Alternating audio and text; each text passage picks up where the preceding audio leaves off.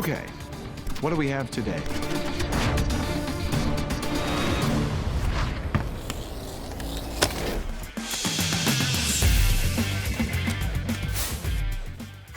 So I've just recently started calling my cousin WFM.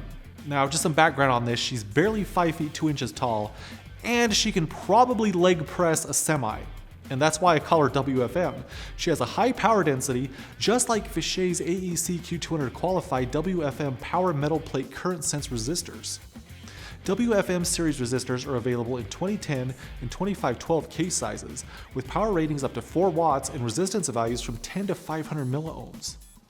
The low resistance values minimize losses, while higher values replace multiple series resistors and reduce measurement error. Values above 33 milliohms use a nickel-chromium alloy for its high temperature stability and higher element mass, which improves pulse handling capability.